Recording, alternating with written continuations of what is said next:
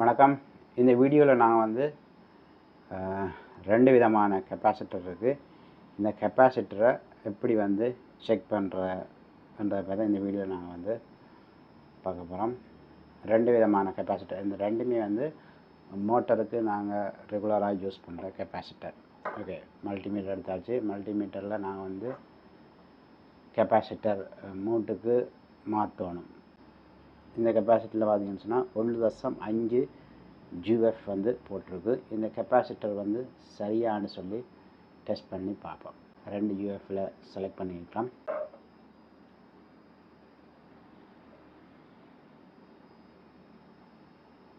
Okay, capacitor வந்து நல்லா வந்து இருக்குது. இதில் பார்த்தீங்கன்னு சொன்னால் 1.5 GF கெப்பாசிட்டர் வந்து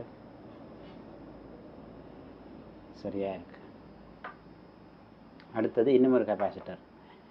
இது வந்து 35 GF கெப்பாசிட்டர்.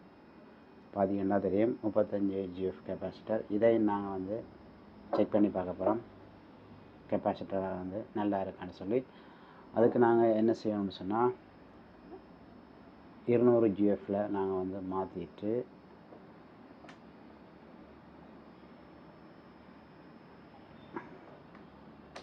ஓகே இதில் மாற்றிட்டோம். இப்போ நான் வந்து டெஸ்ட் பண்ணி பார்ப்போம் இந்த கெப்பாசிட்டரில் போட்டிருக்கிற GF வந்து இருக்கான்னு சொல்லி, நல்லதான்னு சொல்லி செக் பண்ணி பார்ப்போம்.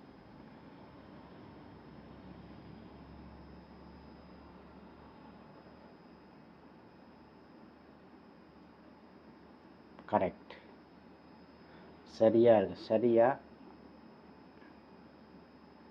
35 மைக்ரோஃபரட் வந்து காட்டுது. ஸோ இந்த கெப்பாசிட்டரும் வந்து நல்ல கெப்பாசிட்டர். இப்படி தான் இந்த மல்டிமீட்டரை வச்சு நாங்கள் வந்து இந்த கெப்பாசிட்டரை வந்து டெஸ்ட் பண்ணி பார்க்குறது. அதுக்கு முதல்ல என்ன செய்யணும்னு சொன்னால், நாங்கள் வந்து கெப்பாசிட்டரை வந்து டெஸ்ட் பண்ணுறதுக்கு முன்னுக்கு இந்த கெப்பாசிட்டரை 2 வயரையுமே வந்து நாங்கள் வந்து ஷார்ட் பண்ணணும். ஏன் ஷார்ட் பண்ணணும்னு சொன்னால், சம்டைம்ஸ் இதில் இருந்து வோல்டேஜ் வந்தால் இந்த மல்டிமீட்டரை வந்து பழுதாகும். அதுக்காகத்தான் நான் வந்து கெப்பாசிட்டரை வந்து டெஸ்ட் பண்ணக்கு முன்னம் இதை வந்து ஷார்ட் பண்ணணும். அதே மாதிரி இதையுமே வந்து நாங்கள் வந்து ஷார்ட் பண்ணி போட்டு தான் டெஸ்ட் பண்ணி பார்க்க வேண்டும்.